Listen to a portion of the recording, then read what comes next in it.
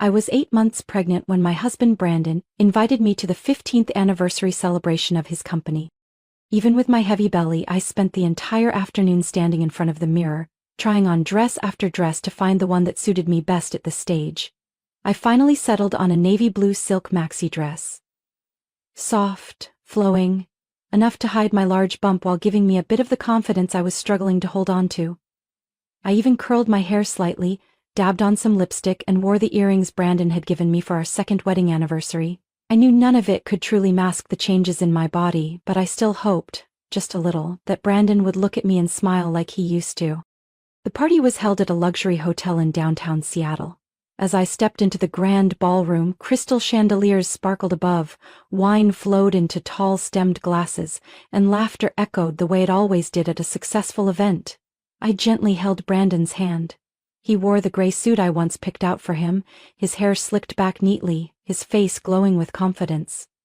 In that brief moment, I told myself maybe tonight could be the start of something new for us, but I was wrong.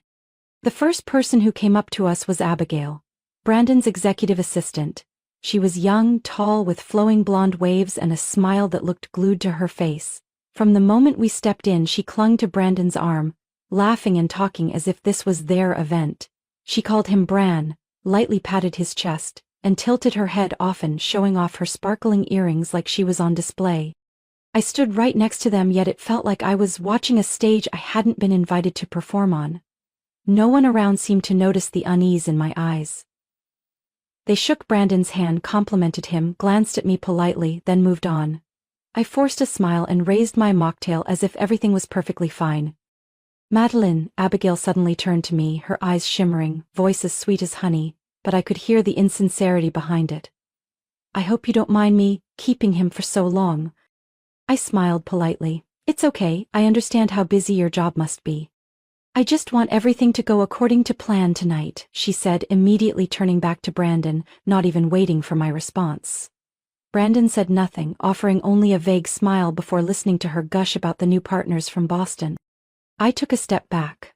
Something in the air made it hard to breathe. I walked toward the windows, looking for a quiet place to sit. My belly felt heavy, not just from the baby growing inside me, but from the weight of being sidelined, forgotten in my own relationship. I placed my hand on my stomach, feeling each small kick, a quiet reminder that I wasn't truly alone. But what unsettled me most was the way Abigail looked at me. It wasn't admiration or sympathy. It was the look of someone who believed she had already won. Smug, proud, calculating. And Brandon? He didn't seem to notice. Or worse, he noticed and chose not to care. I used to be the woman who made him blush the first time he saw me. We had weathered so many hard days together, shared humble meals, laughed over the smallest things. But tonight, in a room filled with lights and laughter, I felt like a faint shadow in the life of the man who once vowed to love me forever. I didn't know what would come after tonight, but I knew something inside me had shifted, and that feeling was unmistakable. I was sitting in a corner of the room, trying to steady my breathing, when Abigail appeared in front of me, holding a glass of red wine in both hands. "Madeline," she said with that dazzling smile, her voice sweet as sugar but cold as ice. "I know you're pregnant, but one sip won't hurt. This one's special, imported from Napa Valley. You really should try it." I looked at the wine, then up at her. I smiled faintly and shook my head. "Thank you, but I'm not drinking right now." She tilted her head like it surprised her. "Oh, I forgot. But that's such a shame. I poured this one just for you. I've been saving it since the party started. You wouldn't want to hurt my feelings, would you?" Her voice wasn't loud, but it was just enough for the people nearby to hear. I glanced at Brandon a few steps away, chatting with the New York partners, completely oblivious to what was happening. "Abigail," I kept my voice calm, "I really can't drink." She still wouldn't back off. "Just a sip. I've read red wine is good for your blood, actually." I was starting to get uncomfortable. I said, "No, please don't push it." Her expression darkened for a split second, then morphed into another practiced smile. "Well, at least hold it for me, will you? My hands are freezing." Before I could respond, she shoved the glass into my hand. Then, as I instinctively reached out, she accidentally nudged my wrist. The wine tipped forward, spilling all over her ivory silk dress. She froze, eyes wide, lips trembling. "Oh no," she cried, her voice echoing through the room, now growing quiet. "This dress was a birthday gift from my mother. It's custom made from Paris. How could you?" I was stunned. Every eye in the room turned to me. Whispers started rippling. Before I could say a word, Abigail began sobbing, loud dramatic sobs, then ran from the room like a child who'd lost her favorite toy. I just stood there, still holding the bottom half of the glass, wine dripping onto the carpet. The air grew thick and stifling. A nearby woman shook her head at me. Someone whispered, "Who spills wine on someone else at a party like this?" I turned to Brandon, hoping he'd step in, tell everyone it was an accident, that I didn't mean it. But he just stood there, expression unreadable, then turned away. Like he was ashamed of me. I don't remember how I made it out of that ballroom. My legs felt like they were moving on their own. I found the restroom, locked the door, and for the first time in months, I let myself cry. Not over the dress, not over the wine, but over Brandon's eyes. Over his silence. Something inside me had cracked. I realized I hadn't just been humiliated by a cunning young woman, but betrayed by the man who once promised to protect me from everything. And worse, I began to wonder if this wasn't an accident at all. Maybe that entire performance had been rehearsed, and I was the only one without a script. When I stepped out of the restroom, the party was back in full swing. Music playing, people laughing, glasses clinking as if nothing had happened. But I knew better. Behind me were whispers, judgmental stares, and a dozen twisted versions of the story already making rounds. I didn't go back to Brandon. I didn't wait for him to walk me out. I walked straight to the exit, hailed a cab, and went home alone. That night I lay on the living room couch, hand resting on my belly. The baby was still moving, reminding me that I couldn't afford to be weak, but for the first time I felt unbearably alone in my own home. And I started to wonder, if I disappeared, would anyone even come looking? I woke up the next morning aching all over, like the nightmare from the night before had dragged itself into the daylight. Then the sound of constant notifications from my phone made my skin crawl. When I opened my social media app, my heart dropped. A short video, barely a minute long, showed me dancing in the living room, cradling my pregnant belly, swaying gently to the soft jazz Brandon loved. It had been recorded a few weeks earlier, on a night I tried to cheer him up after a long day at work. I wore a light long-sleeve tee and comfy cropped pants, my hair tied up, no makeup. I was smiling as I turned my back to the camera, patting my belly like I was dancing with my son. Beneath the video were thousands of comments, not words of encouragement, but raw mockery. Who does she think she is, a pregnant elephant putting on a show? Look at that, who dances like that, wearing that? Someone should remind her that being a mom doesn't mean losing all self-respect. Trying to seduce someone with that belly about to burst? I was frozen, every line cut through me like a sharp blade. I didn't understand. That video, only Brandon had it. I had never shared it with anyone else. Then a horrifying thought crept in. He was the one who leaked it. I got up, no time to change clothes, no makeup. I just needed answers. I just needed to believe something had gone wrong. Maybe his phone got stolen, hacked. Anything but him. The house Brandon and I shared was in a quiet neighborhood in North Seattle, the place where we once dreamed our child would grow up peacefully. When I arrived, the front door was unlocked. I stepped in and heard laughter upstairs. Sounded like his small home office was in use. I was about to call out to him when a man's voice rang out clearly, followed by a line that made my heart drop. "You really pulled it off, Brandon. Turned a boring wife into the office's best entertainment." I stepped quietly toward the half-closed door. Brandon's voice followed, calm and cold. "She danced like she was in some comedy skit. Who records something like that and doesn't share it? I mean, come on. Her belly looked like a balloon and she was still twisting around like a ballerina." Both of them burst out laughing. The sound echoed like a slap to my pride.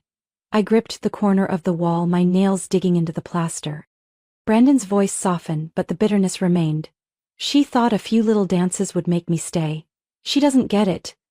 I've been over this life for a long time. A woman nearing 35, drained, heavy. What's there to hold on to?" Someone else chimed in, smirking. "Abigail's prettier, younger, sharper. That's your world now, Brandon, next to someone like her." I couldn't listen anymore, I just couldn't. Nausea climbed up my throat, I slipped away like a shadow. walking slowly but steadily, trying not to collapse in the middle of my own hallway. I used to believe that if something awful happened, Brandon would be the first to protect me, that he'd stand in front of me, shielding me from the world. But the truth was, he stood behind me and shoved me into the mud. I took a cab back to my old apartment, the one I lived in before marriage. It was empty now but quiet. A far cry from the cold glittering house I had just left. I sank into the couch, my belly shifted gently as if to comfort me. The baby was still there, still believing I was the safest place in the world. And for this child, I knew I had to stay strong. But that didn't make it hurt any less. In the silent darkness, I turned on my phone. My fingers trembled as I clicked another link. The clip had nearly 2 million views overnight. I watched myself dancing on screen, then looked down at my belly, where life was still growing. Something inside me shifted. It wasn't pain anymore. It was a sharp, undeniable clarity. I had trusted the wrong person. But I wouldn't let myself be anyone's joke anymore, not for one more second. I don't know how long I stayed awake. But when the first light of morning slipped through the curtains, my eyes were still wide open, frozen in place. That video was still up, with thousands of shares, countless laughing reactions, and comments like little daggers. Inside one of Brandon's company group chats, people had even edited my image from the video into cheap memes, adding captions like, "Dancer of the Month," or "When the boss can't keep his wife under control." One image read, "Pregnant showgirl, now touring." I slowly set the phone down. Numbness spread through every inch of me. At 10 a.m. I got a message from an anonymous account. It was another clip, footage of Brandon's office. People were gathered, watching my video together. At the head of the table sat Brandon, legs crossed, smirking, holding a remote like he was screening a comedy short during a lunch break. Abigail sat beside him, covering her mouth as she laughed, whispering something in his ear before bursting into louder giggles. I clenched my fists, trying to hold it together. But something had broken inside me. Not just trust, something deeper. Like the very idea of basic decency. That afternoon I went to an OB clinic on the outskirts of town, a quiet, discreet facility. I sat in the waiting room for almost half an hour, my hand on my belly, as if apologizing to the baby for the choices I had made. I once believed I would become a mother surrounded by love, anticipation, protection, but now, my child had become a target of ridicule, the result of a cold, lopsided marriage. "Miss Madeline?" a nurse called gently. I stood up, but just then my phone buzzed, a message. From Brandon. "We need to talk, you can't keep acting out like this. Abigail cried all night. I don't want you to make things worse." I stood there, stunned. Me, the one humiliated, betrayed, exposed, was expected to be responsible for someone else's emotions? I stared at the screen, then turned back to the front desk. "I'm sorry," I said, voice still hoarse. "I need to reschedule. I need more time." I left the clinic walking slowly. For the first time I didn't know what I would do next, but I knew I couldn't decide while my heart was still bleeding from lies. That night I returned to the apartment. As I opened the door, I caught a familiar scent. Perfume. Abigail's. It still lingered on the sofa, along with a faint lipstick mark on the rim of a glass on the coffee table. Brandon walked out of the kitchen, surprised to see me. "What are you doing here?" he asked, unable to hide his annoyance. "I live here," I replied coolly. "Or at least I used to." He stepped forward, trying to stay calm. "I texted you. We need to talk." "About what? About how you spread that video around like an office joke? Or how your assistant poured wine for a pregnant woman and blamed her when it went too far?" Brendan frowned. "You're overreacting. That video was just a light moment. People needed a laugh, don't you see? And Abigail, she didn't mean any harm." I laughed. "You're telling me I overreacted after your entire office mocked my body? After you projected my pregnancy as a punchline?" Brandon pulled out his phone, scrolled for a few seconds, then showed me a photo. Him and Abigail, smiling by a lakeside resort I'd never heard of, his arm wrapped around her waist. "What am I in your life?" I asked, not yelling, but each word hit like a stone. "You were everything," Brandon answered without hesitation. "But you changed. You're not the woman I fell in love with anymore." I nodded. "No, I'm just pregnant. And you? You never really loved me." I turned away, took the keys from my bag and placed them on the table. You can keep the house, but you'll never keep me. And as I walked out the door, I didn't look back. And that night I scheduled another appointment. Not with the clinic, but with the lawyer. Because this time, I was going to end everything. On my own terms. 3 days after my final conversation with Brandon, I received an invitation to his company's year-end party. The card was sent from the admin department with the message, "Dear Madeline, we would be honored to see you at this special event. Let's reflect together on a memorable year." Part of me wanted to rip it up on the spot. But another part, the one where a few embers of buried dignity still lingered, whispered that I needed to go, not to hold on, but to face the truth. To confirm one last time that everything I once had was truly gone. I arrived at the party in a long-sleeved black dress, simple yet elegant. My belly was already huge, and each step felt slow and heavy. But I came. Alone. The event was held on the top floor of the Lancaster Hotel, where the city lights stretched beneath like a glittering carpet. Soft music floated from the ceiling speakers. Everything was polished, luxurious, and unnervingly cold. As I stepped in, curious glances and whispers followed me. Abigail stood next to Brandon in the center of the room, dressed in a bright red gown, her hair in a high bun, her radiant smile leaving no doubt about her sense of ownership. Just as I poured myself a glass of water, Abigail approached with 2 glasses of wine in hand, eyes sparkling like nothing had ever happened. "Madeline, I wanted to offer you a toast," she beamed. "To clear up any misunderstandings, I truly don't want to hold on to any bitterness." "I'm not drinking," I replied calmly. "I'm pregnant, you know that." "Oh, just one sip, ha ha ha." "Didn't you dance in that video? One little sip won't hurt," she said loudly, loud enough for everyone nearby to hear. Some people laughed. Brandon stood behind her, silent. I set my glass down and tried to walk away, but suddenly a senior employee blocked my path, smirking. "Madeline, I heard you used to be a dancer? The whole room's curious for a live performance." I froze, unable to believe what I had just heard.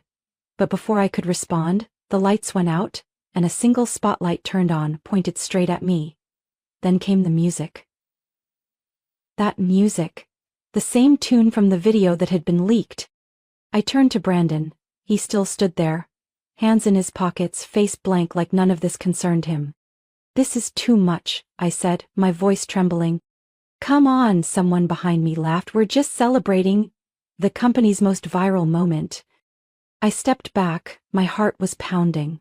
The baby moved inside me, as if sensing my anxiety. "Stop it," I growled. "I'm not your entertainment." At that moment a hand spun me around.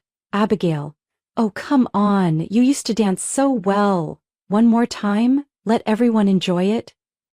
I pushed her away. Her wine glass flew out of her hand, spilling all over my dress and the floor. A few people screamed, then laughter followed. My vision blurred, I staggered back, and then a sharp pain hit my abdomen. My legs buckled, a warm fluid rushed between my thighs, quickly pooling on the polished marble floor. I screamed in panic. "Brandon, I'm going into labor. Please take me to the hospital." Brandon stepped forward, frowning. "Cut it out, Madeline. Are you really pulling this stunt now? Trying to steal attention again?" "No," I cried. "My water just broke. The baby—" But he just sighed and turned away. "Someone get her out of here. Don't ruin the party." I lay there, shaking. No one came, no one called for help. Nearly 2 hours later, a night janitor found me unconscious in a downstairs restroom. My face was pale, lips bluish. Panicked, they called an ambulance and rode with me to the hospital. When I woke up, it was morning. The nurse avoided my eyes. The doctor spoke softly, like he was afraid I'd collapse right then and there. "We did everything we could." But we were too late. I didn't scream, I didn't cry. I just stared at the stark white ceiling, listened to the soft hum of the air conditioner like a tragic lullaby, and closed my eyes. Something inside me had died. And there was no one to blame but the man who once vowed to protect me forever. I left the hospital on a freezing early morning, the streets still cloaked in fog. No announcements, no goodbyes. I left behind only a discharge slip and an empty hospital ID bracelet removed from my wrist the night before. No one knew where I went, no one cared. I left Seattle on the last night train heading south to a small coastal town I'd once visited on a short trip years ago. There, no one knew who I was, no one had seen the video, and most importantly, no one knew Brandon Lawson. I rented a tiny upstairs room above an old bookstore, changed my bank account name, shut down all social media, and cut every tie to the life I once had. Each morning, I walked along the shoreline, watching waves kiss the sand, letting the ocean breeze carry away pieces of my nightmares. I didn't talk much. I just wrote, documented everything I'd been through as a way to remind myself I was still alive. And Brandon? He realized I was gone the next day, when he arrived at the hospital with a small gift box and a tired expression. He had no idea I had lost the baby, not until the nurse on duty that night, Linda, the one who saw me rushed in near collapse, looked him dead in the eye and said, "She lost the baby, and no one was there for her, not a single person." Brandon stood frozen in the hospital lobby. But his nightmare had only begun. 3 days later, back at the office, he happened to walk past the break room and heard Abigail giggling with a small group of colleagues. He paused outside the door, didn't knock, didn't speak, just listened, until her voice rang out sharp and smug. Who would have thought? Just one tiny pill and it worked better than I imagined. She nearly collapsed on the spot. Took me a whole month to find the right kind, the kind that triggers early contractions but leaves no trace. Someone whispered, "Wait, you put something in her drink?" Abigail burst out laughing. Let's just say, I gave things a little nudge. And gave Brandon his freedom, too. He was so tired of living with a gloomy woman who blamed everything on her belly. If a woman can't keep her man, she shouldn't complain. The whole room laughed until they realized the door had opened. Brandon stepped inside, his face white as a sheet. The laughter stopped instantly. "What did you say?" he asked, voice hoarse. "Say it again, Abigail. What did you do?" Abigail froze for a moment, then quickly regained her composure. "Brandon, I was just joking. Everyone here knows I didn't mean any harm." "Joking?" Brandon cut her off, his eyes cold as steel. "A woman lost her baby because of what you did, and you call that a joke?" Silence fell.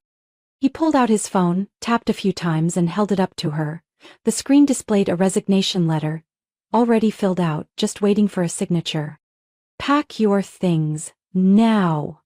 And don't ever let me see you within 100 miles of this office again." "Brandon," she stammered, grabbing his sleeve. "Please don't do this. I didn't mean—" He shook her off and walked out, with a resolve he may not have known he even had.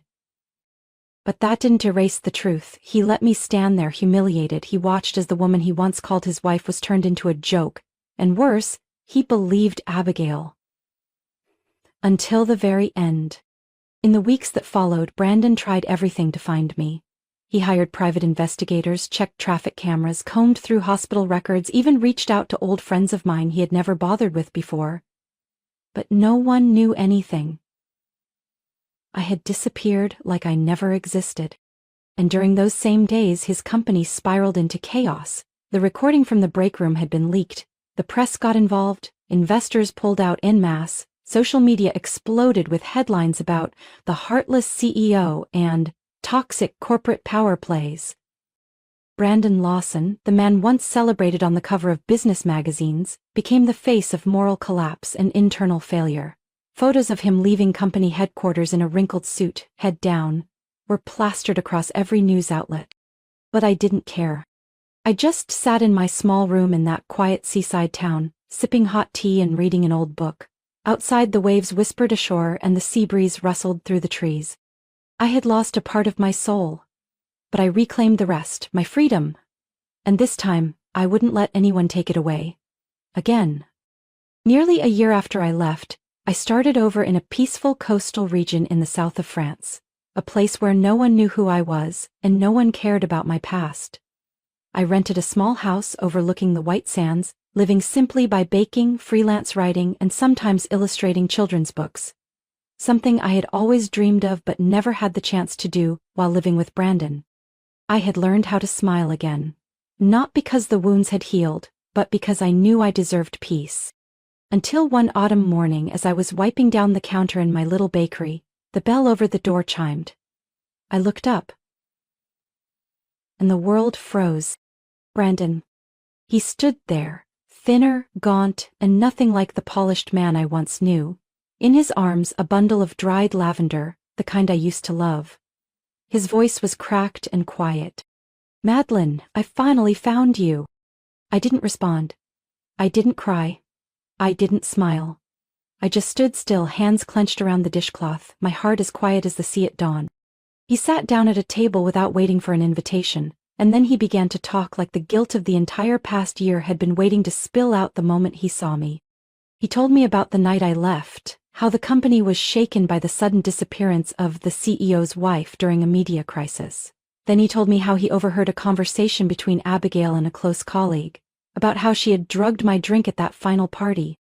"She just wanted to make you lose control, to make you look ridiculous. She didn't think it would go that far." Brandon looked down. "I fired her immediately, but it was too late." I stayed silent, letting him continue. "I lost everything, Madeline. The board no longer trusted me, stock prices plummeted, the media tore me apart. I resigned as CEO, sold most of my shares. Now, there's only one thing left I want to do." Brandon pulled a thick folder from his jacket and placed it on the table. Inside were documents transferring his remaining ownership in the company to me. "You can do whatever you want with it, sell it, hand it off, let it fail. I'm only asking for one thing, your forgiveness. Even just a little." I touched the folder, not out of ambition but because I needed to know for sure that the thing that once overshadowed my entire life was now in my hands, no longer a threat. I looked into Brandon's eyes, for the first time in years. Forgiveness? Maybe, but going back? No. Whatever love I had for you died the day I begged you to take me to the hospital, and you walked away without looking back. He lowered his head and I stood up and walked outside. The sky was wide and clear, soft sunlight spreading over the deep blue sea like a dream. I turned back and spoke softly, barely more than a breeze. "I'm not coming back. I don't need the company, or that past.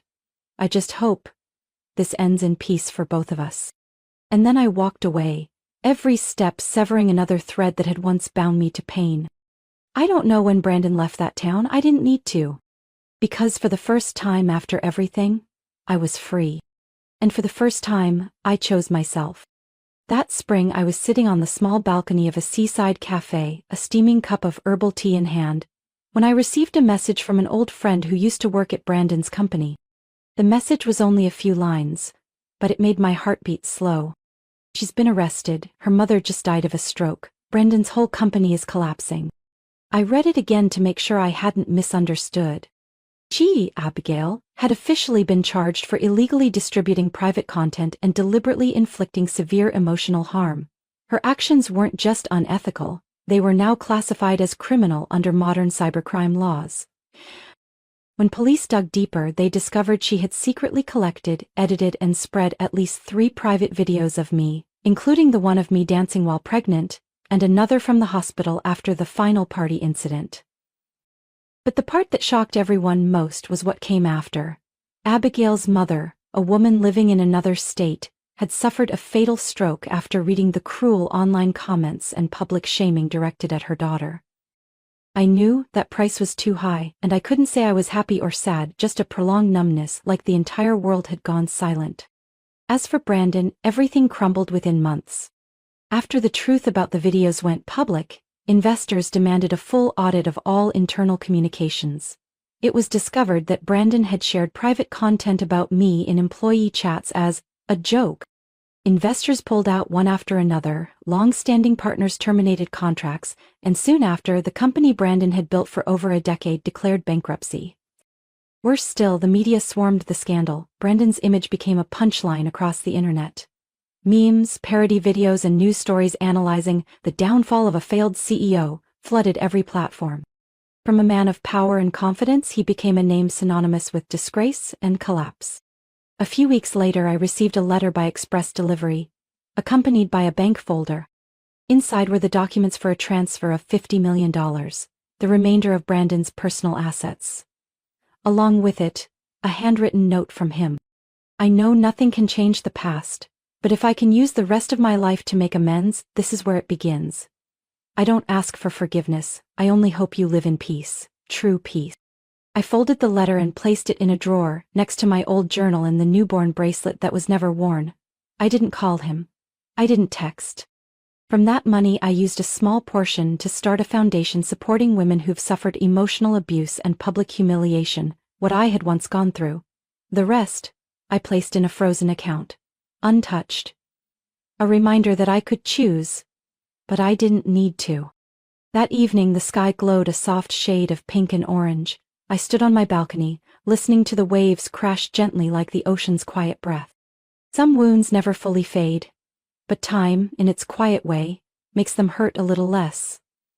I haven't forgotten, but I no longer let them define me. My little café rests at the end of a cobbled alleyway in Provence, southern France. Its name is Rain. Simple, soft, like a melancholy melody I carried through life, now turned into a haven for souls needing healing. I am no longer Madeline Lawson. Around here everyone calls me Rain, the name I chose for myself as a form of rebirth. I repainted the café by hand, creamy white walls with hanging bundles of dried lavender, modest wooden tables, hand-painted mugs, and the scent of warm almond pastries each morning made it a familiar stop for strangers, and for me. Each morning I wake before sunrise, walk to the market for milk, eggs, and fruit. I no longer need someone to lead me through the storm. I've learned to walk on my own, scarred feet but steadier than ever. Sometimes unexpected rain drizzles down, not harsh, just a soft pattering on the old tin roof. I stand behind the coffee counter, listening to the rain with a tender ache in my chest. No longer sadness, no longer regret, just gratitude for being strong enough to walk away from the darkest days of my life. I've never told anyone here about Brandon, or about the baby I lost. But near the cafe window, there's always a small rose plant, placed beside a sketch of two hands holding a fragile flower. No one asks, but everyone seems to understand. It's a space for something sacred. One day, a regular customer, an elderly Italian man who lives alone at the end of the street, said to me, "Rain, we don't need to forget our pain, we just need to learn how to live with it without letting it consume us." I smiled, knowing he was right. That $50 million Brandon sent?